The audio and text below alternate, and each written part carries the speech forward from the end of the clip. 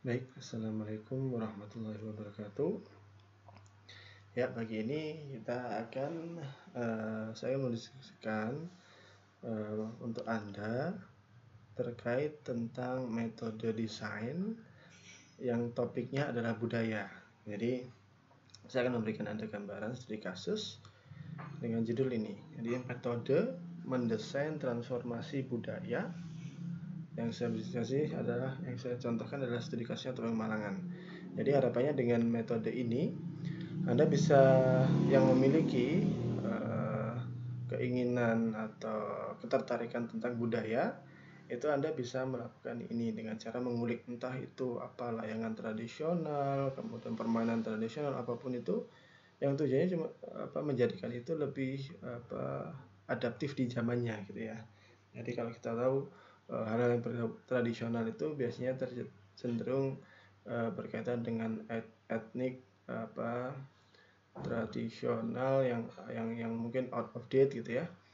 Sedangkan yang sekarang itu generasinya itu banyak yang menginginkan kebaruan gitu ya. Jadi gimana sih caranya mengolah gitu ya, mengulik budaya-budaya itu menjadi sesuatu yang menarik dengan kemasan tampilan yang menarik gitu ya, khususnya dengan bidang keilmuan Anda gitu ya, desain dan visual. Oke. Baik, jadi dalam materi ini ada intinya adalah saya akan memberikan intro terlebih dahulu. Saya menjelaskan 3 layer desain yang kemarin sempat saya singgung ya, sudah disinggung. Kemudian ada modelnya bagaimana, briefnya seperti apa, dan juga aplikasi dalam penggunaan tersebut gitu ya. Baik, kita mulai dari intro. Yang pertama, kita akan mendiskusikan. Baik, saya akan bercerita tentang Topeng Malangan secara sekilas untuk Anda tahu ya. Jadi Topeng Malangan ini ada sekitar 76 karakter. Ya, sekitar seperti itu, tergantung bagaimana serinya ya, karena beberapa di Malang itu ada beberapa komunitas, beberapa desa ya yang dulunya ada banyak, sekarang tinggal 3 atau 4 gitu ya. Dan ini saya makin terkikis gitu ya. Nah, Topeng Malangan ini pada salah satu riset saya yang belum saya publish itu, saya membagi dalam 5 kelompok utama fisik ya. Kalau kita menganalisis ada kesamaan gitu ya dari beberapa bentuk topeng ini, dan saya mengelompokkan menjadi 5 kelompok ini gitu ya. Ada yang feminitas ya, diwakili oleh Dewi Sekartaji. Ada yang maskulin, karakter maskulin yang diwakili oleh Raden Panji Asmarobangun, ada Raden, kemudian dan sebagainya, bahkan ada yang abdi, kemudian ada yang raksasa, dan ada yang makhluk-makhluk yang wajahnya itu tidak settle gitu, ada yang bervariatif. Itu seperti itu. Jadi dan Topeng Malangan ini ditampilkan, jadi tidak hanya topeng aja, topeng itu digunakan dalam bentuk tarian gitu ya, ditampilkan dalam bentuk performa tarian yang kita kenal dengan tari Topeng Malangan, seperti itu. Nah,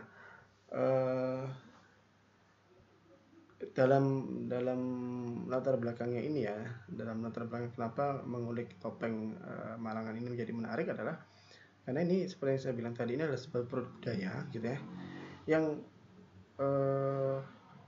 semakin lambat itu semakin terkikis gitu, karena memang perilaku pekerjaan ini gitu memang tidak terlalu menjanjikan dari segi finansial gitu ya, tapi tentu memiliki kebanggaan sebagai seorang preserver atau pelestari budaya. Itu pelaku budaya punya kebanggaan dan punya tanggung jawab moral untuk bisa terus membuat itu ya. Kalau Mas Handoyo dan Mbak Ririn itu sebagai pewarisnya ya Malang ini, mereka yang saya dapati adalah mereka itu memiliki tanggung jawab moral untuk bisa tetap melestarikan budaya itu. Namun tidak semua gitu ya, karena tidak semua orang mau membeli gitu. Karena itu memang segmented banget gitu. Jadi ada produk budaya, ada permintaan pasar. Ini kalau digabungkan seperti ini. Jadi permintaan pasar itu, saya dapat dari materi saya dari profesor, itu ada 3 jenis permintaan pasar. Karena mereka membutuhkan, hanya karena ingin, yang terakhir tuh tergoda. Maksudnya itu adalah need, want, and desire. Jadi desire itu adalah level lain yang sudah levelnya level emosional. Jadi dia harus beli gitu ya. Dan sementara produk budaya itu mempunyai hal-hal yang berkaitan dengan proses, nilai, tradisi yang biasanya pengerjaannya lama, harus ada ritualnya, kemudian bahkan mungkin kurang update gitu ya, kurang up to date gitu ya. Maksudnya ya sangat tradisi banget, yang sangat karena mereka memelihara tradisi itu sehingga kesan-kesan etniknya itu masih terasa, sehingga sangat mungkin tidak terlalu kebaruan gitu ya. Makanya dari itu dari sini saya berusaha menghubungkan nih, ada satu gap nih ya, ada satu jarak gitu ya, dimana proses nilai tradisi itu sebenarnya tidak menjawab permintaan pasar, butuhnya, inginnya, atau desire-nya tadi gitu. Mungkin beberapa orang yang segmented, misalkan kolektor topeng, orang yang ingin memang belajar, researcher, itu mereka akan butuh beli ini, tapi ini belum bisa mengakomodasi permintaan pasar yang tujuannya adalah untuk menaikkan penjualan tadi itu gitu. Sehingga dari sini kita bisa ambil ada nilai yang ada keingin want ini bisa fokus di situ dan dijembatani nih dengan sebuah desain. Ini adalah intinya gitu ya, inti motif dari perancangan ini gitu ya. Nah, sebelum itu saya kenalkan dulu ada 3 level budaya. Ada 3 level di budaya yang dimana nanti itu bisa menjadikan acuan dalam mentransformasi budaya nanti gitu ya. Jadi begini tahapan logisnya. Jadi ada objek budaya, itu adalah budaya-budaya yang apapun nanti yang Anda inginkan ya. Mungkin ada permainan tradisional, nanti di lain presentasi saya akan berikan modelnya. Ada batik, ada apapun itu ya yang berkaitan dengan budaya, objeknya itu tantangannya adalah bagaimana dia menjadi produk kreatif. Produk kreatif itu jadi produk yang baru, yang memang kekinian, tidak meninggalkan nilai-nilainya, malah menjadikan produk yang lama itu bisa tetap eksis gitu, adaptif di zamannya gitu ya. Jadi tahapan logisnya seperti ini. Ada fitur budaya, fitur-fitur yang dimiliki oleh budaya tersebut, dan ada produk budaya. Kita tujuannya adalah ke arah sana gitu ya. Berarti harus ada model transformasi desainnya, yang dimana model transformasi desain ini ada 3 tahapan caranya mentransformasi. Yang pertama, Anda harus mengidentifikasi objek budayanya itu apa. Anda harus meneliti, Anda harus tak paham. Misalkan Anda tertarik untuk mentransformasikan wayang menjadi karakter yang baru gitu ya. Jadi ada identifikasi, ada memiliki wawasan tentang objek tersebut. Kemudian ada translasikan, ada translate, Anda terjemahkan objek budaya itu menjadi suatu idea yang Anda gunakan gitu ya.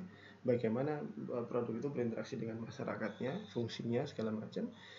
Yang berikutnya adalah level spiritual. Bagaimana masyarakat berinteraksi dengan produk budaya itu? Apakah ada nilai-nilai spiritualnya, filosofisnya, segala macam. Yang itu bisa diterjemahkan menjadi terlihat gitu ya. Yang dimana itu juga didasarkan oleh perkataan Don Norman ya, yang beliau memberikan tentang emotional design gitu ya. Ini emosional semua ini, ada visceral gitu ya, behavioral, reflektif. Lebih detailnya mungkin Anda bisa googling sendiri ya. Nah, ini model ini itu disampaikan oleh Po Shelin dan Rung Tailin dalam sebuah jurnal ya, yang itu saya adaptasi, saya ambil dari apa yang mereka telah tulis. Ini adalah rumusnya dalam mentransformasikan budaya itu. Nah, model transformasinya gimana? Dari situ saya menulis sebuah jurnal yang intinya adalah memberikan panduan teknis untuk mentransformasi budaya gitu ya. Jadi ada 9 kolom ini ya. Kalau Anda lihat itu ada tahapan pertama, Anda jabarkan dulu secara umum. Tahapan kedua, Anda jabarkan secara teoritisnya. sampai ada aplikasi teknisnya, gitu ya. Nah, di sini ada tahap identifikasi, translasi, dan implementasi. Sama seperti tadi. Jadi dalam konteks topeng Malangan ya, misalkan tahap pertama seperti ini. Anda menjabarkan hakikat, fungsi, makna gitu ya. Tergantung tadi levelnya apa, level material, sosialnya atau spiritualnya. Anda jabarkan topeng itu apa sih, segala macamnya. Kemudian ada translasinya, detailnya segala macam itu Anda coba translasikan sehingga Anda tadi mendapat make up dan sebagainya gitu ya. Kan intinya hampir sama gitu ya. Secara fungsi hampir sama gitu ya. Kemudian di tahapan teoritis Anda bisa mengelompokkan tahap-tahap. Jadi yang pertama Anda cuma mengidentifikasi, tahap teoritisnya Anda mulai mengelompokkan elemen-elemen pada tahap pertama tadi itu dengan istilah-istilah yang bisa didasarkan dan teori-teori. Anda cari studi literasinya segala macam seperti itu. Jadi disinilah Anda akan melihat literasi ilmiahnya itu di sini semua tahapan-tahapan teoritisnya gitu ya. Kemudian Anda terjemahkan jawaban dalam makna umumnya itu apa sih gitu ya, dari situ. Kemudian Anda turunkan lagi konteks yang tadi, implementasinya Anda cari konteks yang umum tadi ya. Kalau tadi translasinya pada tahap penjabaran umum Anda tahu bahwa topeng itu berarti untuk menutup muka misalkan. Sehingga di bawah turunkan lagi Anda mencari ide yang untuk menutup muka yang lebih agak fokus lagi nih, apakah tadi masker gitu, apakah tadi helm, apakah apa gitu ya. Itu adalah satu untuk misalnya untuk pelindung segala macam. Jadi agak lebih fokus dari yang atas tadi. Kemudian di aplikasi teknis gitu ya, Anda lihat. Kemudian di tahap aplikasi teknis ini Anda bisa menurunkan lagi dari semuanya tadi, dari semua Anda mengidentifikasi secara umum, kemudian Anda mengelompokkan dengan istilah teoritis. Di tahap ini Anda bikin jabaran seperti tabel-tabel yang informatif gitu. Jadi Anda mengkategorikan kategori seperti ini itu seperti ini, maknanya demikian. Topeng yang ini memiliki elemen fil mata seperti ini, itu maksudnya demikian, dan begitu sebagainya. Jadi Anda sudah punya formula di situ untuk bisa lebih detail lagi dalam mentransformasikannya. Dan di tahap translasi Anda terjemahkan tahap sebelumnya tadi ke dalam konteks yang lebih umum gitu ya.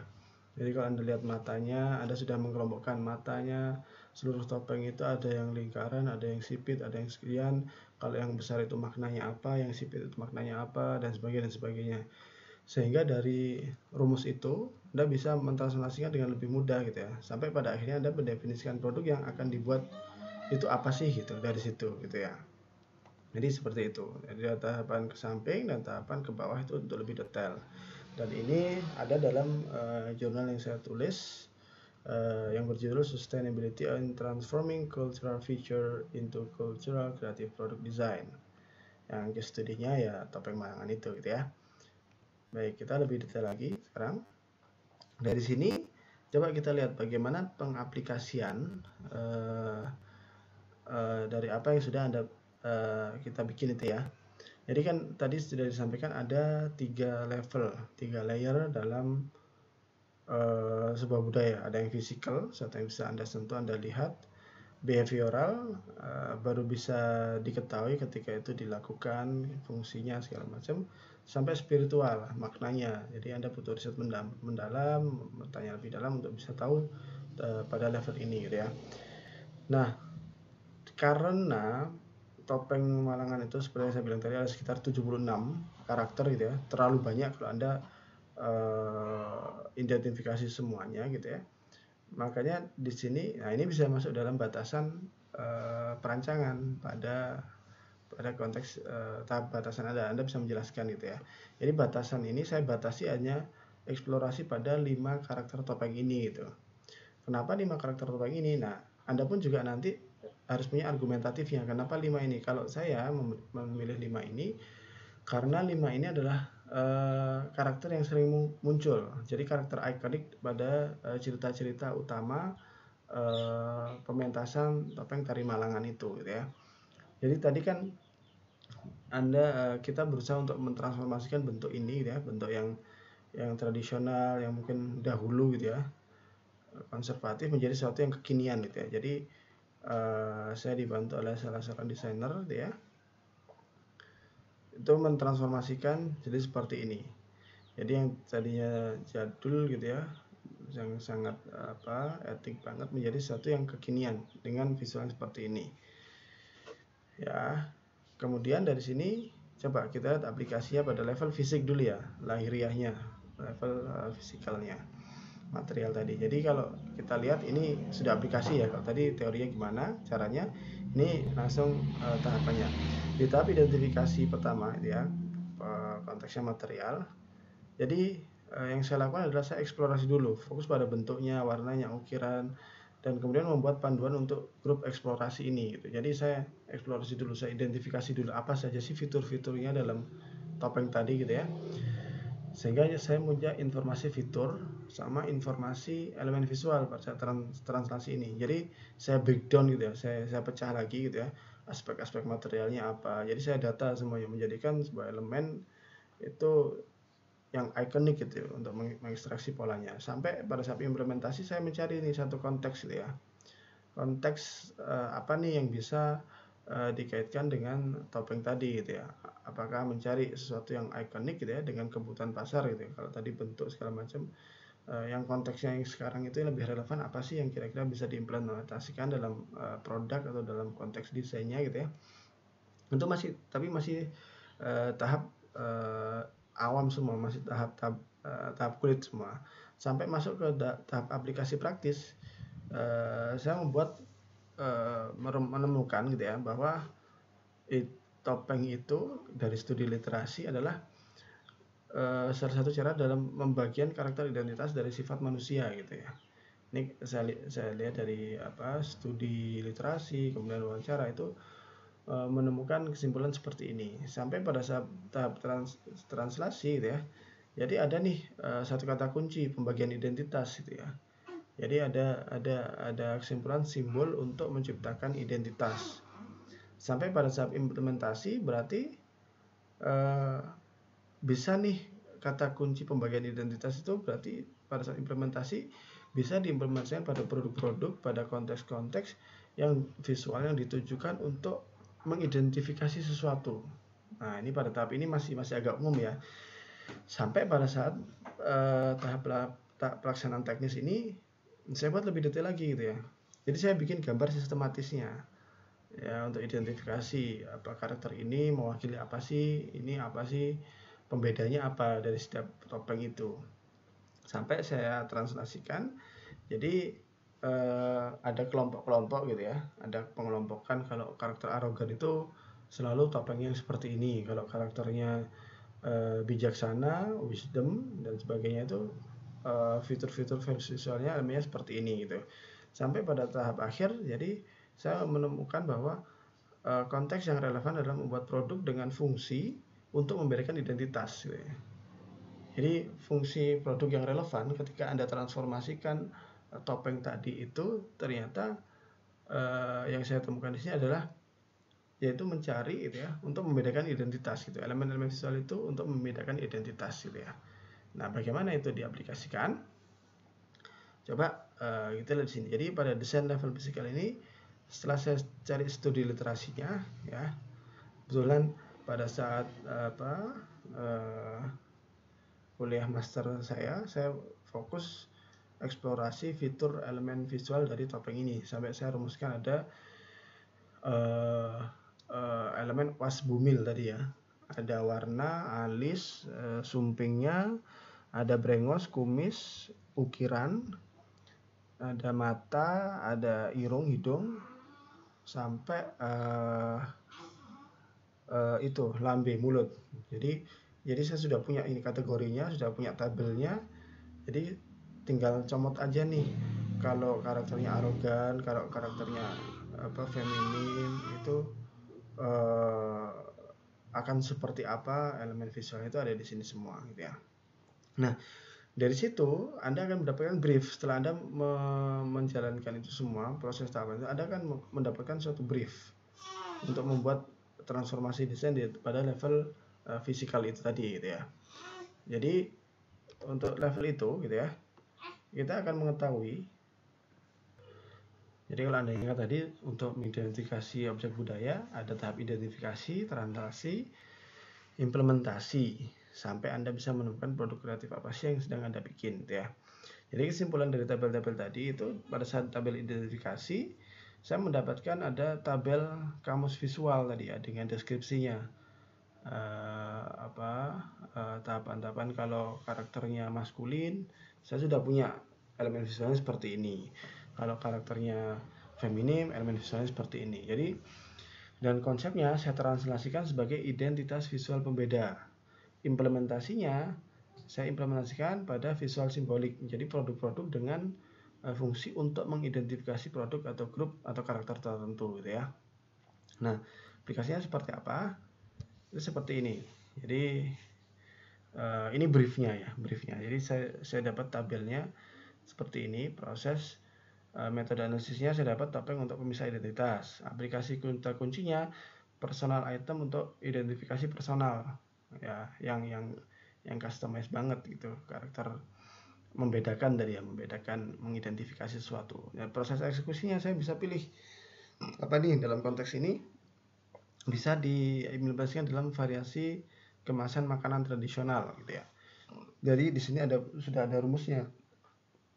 Objek aslinya katakanlah panji tadi yang warna hijau, itu sifatnya hijau elegan, transformasinya mungkin karena hijau bisa pakai rasa-rasa yang relevan, matcha misalkan. Sekartaji karena warnanya putih bisa creamy, kelana yang warna merah bisa pedas dan sejenisnya. Jadi dari sini Anda punya brief untuk bisa mentransformasikan objek-objek itu lebih detail lagi gitu ya. Jadi kita dapat di sini ada visual karakternya, distinction identity, dan visual simbol gitu ya. Jadi Anda bisa dapatkan seperti ini. Kalau Anda aplikasikan, Anda akan bisa menemukan, merumuskan setiap karakter itu bisa merepresentasikan untuk kemasan makanan lokal misalkan seperti itu ya. Jadi dan itu pun juga bisa. Nah, kalau tadi adalah topiknya, ini adalah objek studi kasusnya. Jadi ya, kalau Anda sudah membuat kemasannya, tinggal nanti makanan lokal yang relevan apa di situ.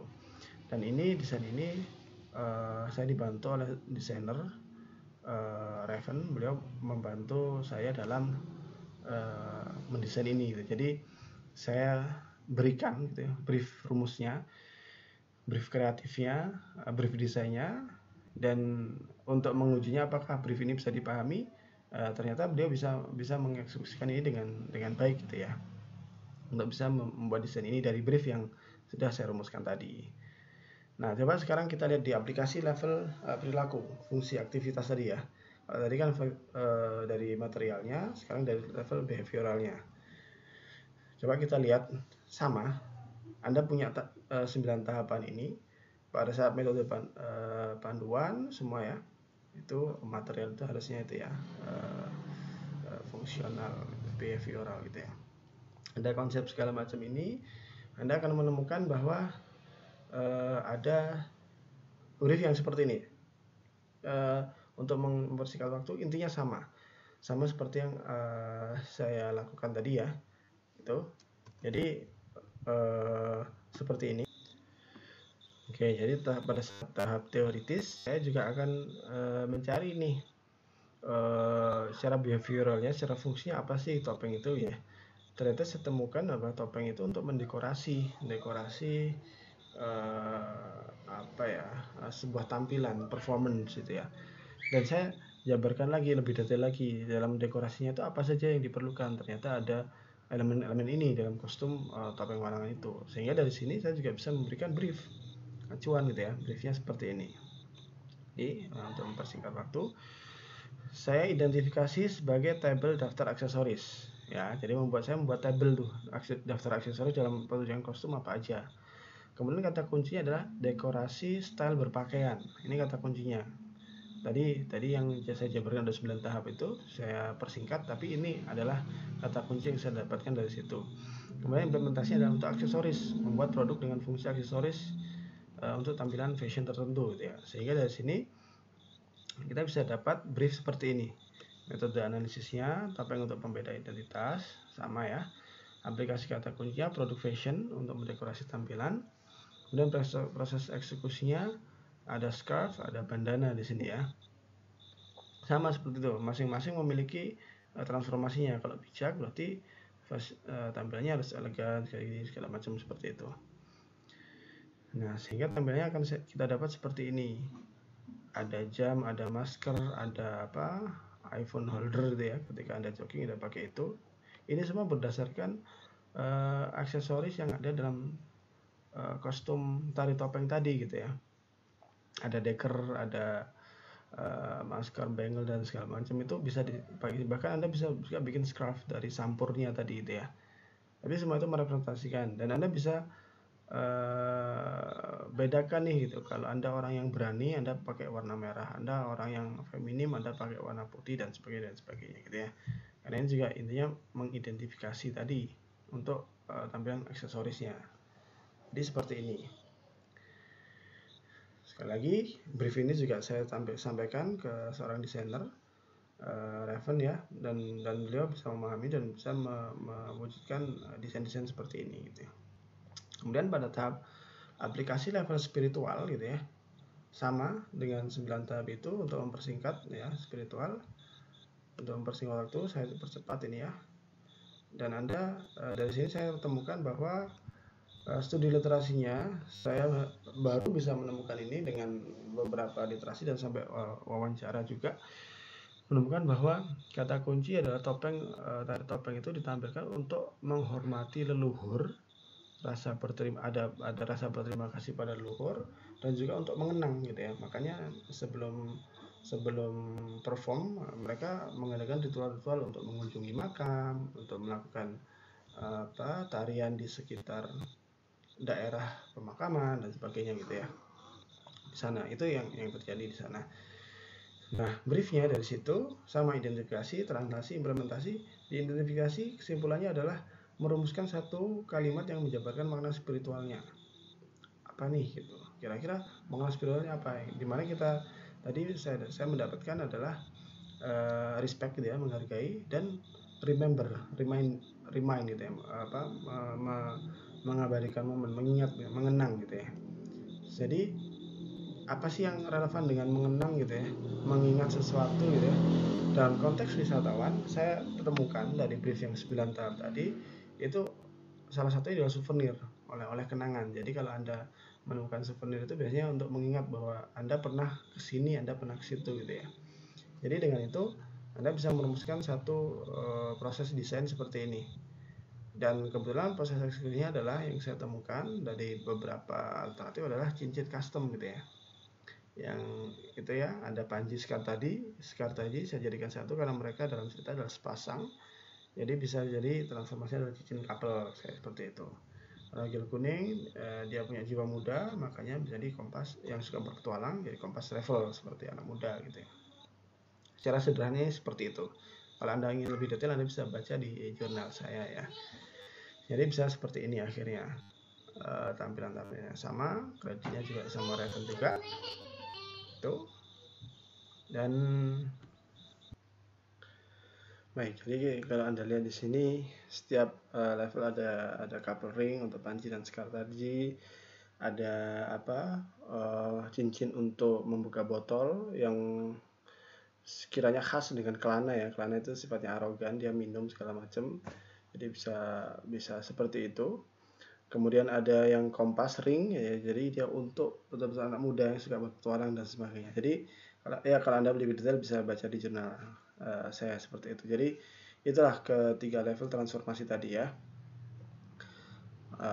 Jadi kesimpulannya adalah kalau Anda mau menjadikan satu budaya untuk lebih adaptif di era sekarang itu, Anda bisa menggunakan metode yang saya gunakan tadi itu. Jadi entah apapun itu, misalkan Anda ingin menjadi wayang yang seperti sekarang ini menjadi tampilannya kekinian, itu Anda bisa pakai coba untuk rumus ini. Anda bisa coba ada keris gitu ya. Keris kira-kira bisa jadi apa nih kalau Anda pakai rumus yang ini? Apakah dia tiba-tiba menjadi sesuatu yang lain gitu ya, souvenir atau apa gitu ya. Tapi kalau Anda mengikuti itu Anda kan jadi tahu nih secara relevan, secara logisnya seperti apa jadinya. Bahkan bisa menjadi dengan benda-benda yang agak jauh gitu ya, seperti benda-benda tertentu, entah keris atau hal-hal tertentu yang banyak ukirannya, batik segala macam, bisa ditransformasikan ke bentuk-bentuk aksesoris yang kekinian, apakah gelang, apakah bandana dan sebagainya. Jadi Anda bisa coba metode itu untuk mentransformasikan. Kalau Anda memang tertarik dengan budaya, Anda dari punya sesuatu yang Anda ketertarikan dan Anda ingin coba dari sisi desain visualnya seperti apa, Anda bisa menggunakan itu. Jadi kesimpulannya dari tadi saya menyampaikan ada intronya. Jadi saya sampaikan tentang topeng Malangan, kemudian ada 3 layer desainnya. Intro topeng, selain topeng Malangan juga ada latar belakangnya tadi ya. Kemudian 3 layer desain, apa itu 3 layer budaya ya. Kemudian ada modelnya yang saya paparkan kepada Anda, ada brief. Dari model itu menimbulkan brief sampai pada aplikasi, kesimpulan, dan sebagainya. Jadi kalau Anda lihat itu sebetulnya adalah azan ya. Baik, kita pause seperti dahulu. Baik, jadi kalau kita bisa lihat sebenarnya pada saat intro tadi itu bisa menjelaskan tentang latar belakang. 3 layer desain itu bisa menjelaskan tentang tinjauan pustaka, model itu tentang metode desainnya seperti apa, briefnya itu ada konsep desain, terus aplikasinya itu ada proses desain. Jadi kalau Anda lihat sebenarnya tadi itu adalah seperti tahapan Anda membuat TA. Ada bab satunya tentang latar belakang, Anda kasih motif Anda, kemudian kenapa Anda bikin itu dan bagaimana Anda akan melakukannya gitu ya. Kemudian ada bab 2 itu tentang tinjauan pustaka, Anda pakai apa nih teori-teori yang mendukung, kemudian landasan-landasan berpikir Anda dari teori-teori yang sudah ada, itu bisa tampilkan di situ. Bab 3 itu adalah metodenya. Jadi pada bab 3 itu Anda sudah tidak jelaskan lagi kalau Anda pakai metode design thinking, Anda tidak menjelaskan empati adalah saya akan mewawancara dan saat wawancara tidak seperti itu, tapi pada saat bab 3 ini Anda sudah langsung jabarkan. Jadi kalau Anda pakai metode design thinking katakanlah misalkan ya, bab 3 itu Anda sudah langsung jelaskan pada saat empates itu Anda ngapain dan hasilnya apa gitu. Jadi tidak harus dideskripsikan lagi gitu ya. Terus pada saat bab 3 juga di akhirnya bab 3 itu adalah kesimpulan briefnya, karena Anda sudah mengikuti pola tahap-tahap itu, tahap-tahap metode dalam mendesain Anda, sampai intinya dari data sampai ke brief itu seperti apa, itu di bab 3. Jadi eksekusinya nanti ada di bab 4. Anda melakukan proses desainnya mulai sketsa, mulai kemudian ada bikin thumbnail, alternatif, dan sebagainya. Demikian sampai bab 5 Anda memberikan kesimpulan-kesimpulan, intinya adalah apa yang Anda bikin, Anda jelaskan secara singkat dan hasilnya seperti apa. Kemudian ada kendalanya apa dan masukan untuk ke depan. Misalkan adik-adik Anda yang membaca laporan Anda itu mau melakukan hal yang sama, apa sih masukannya gitu. Apakah Anda punya kendala dalam wawancara, apakah Anda punya kendala dalam teknisnya. Mungkin Anda bisa memberikan masukan-masukan bahwa risetnya akan lebih fokus kalau dibatasi, itu bisa Anda sampaikan di kesimpulan itu. Jadi demikian semua yang bisa saya sampaikan hari ini adalah saya memberikan materi tentang metode transformasi. Kalau Anda punya keinginan, punya ketertarikan topiknya budaya, Anda bisa gunakan ini sebagai referensinya. Jadi sebagai penutup, instruksinya ini. Jadi saya ingin mendata Anda, judul-judul yang Anda pikirkan, wawasan Anda seperti apa tentang TA Anda nanti. Jadi mohon Anda memberikan isi link, dia ada Google Form yang nanti ada di-share di kolom deskripsi ya video ini. Anda lihat, Anda baca, Anda klik di situ, nanti Anda silakan isi sehingga saya tahu kebanyakan dari Anda itu arahnya ingin melakukan apa sih gitu. Apakah ingin branding atau video, bikin poster atau apa gitu ya. Dan kalau memang sudah heterogen itu sudah bagus berarti. Tapi kalau masih homogen, masih itu aja gitu ya, logo semua, mungkin kita bisa diskusikan bagaimana lebih banyak lagi. Dan kalau heterogen dan ada hal-hal yang ternyata Anda inginkan desain dan Anda belum tentu metodenya, bisa jadi saya pada pertemuan berikutnya bisa menyampaikan mengangkat materi itu sebagai metode desainnya. Jadi silakan diisi sehingga saya bisa tahu bagaimana persebaran ide Anda untuk mencari topik TA ini. Dan untuk penutup terkait topik Malangan ini, ada pertanyaan yang menarik ya. Jadi sebenarnya mana sih yang disebut budaya itu? Nah ini kan, apakah topengnya, proses pembuatannya, ataukah orangnya gitu ya? Jadi sebenarnya budaya itu mencakup semuanya itu. Kalau Kunjara Ningrat menjelaskan semuanya. Jadi kalau di jurnal saya, Anda akan tahu kenapa saya sebut sustainability. Karena sustainability itu nggak cuman Anda mentransformasi topengnya biar lebih adaptif untuk sekarang, tapi juga Anda fokus bagaimana membantu pengrajinnya untuk bisa lebih adaptif juga, gitu, sehingga tetap relevan. Begitu kira-kira, sekian dari saya. Jika ada pertanyaan silakan sampaikan di kolom komentar. Semoga ini bisa bermanfaat dan membantu Anda atau siapapun yang melihat video ini. Sekian dari saya. Assalamualaikum warahmatullahi wabarakatuh.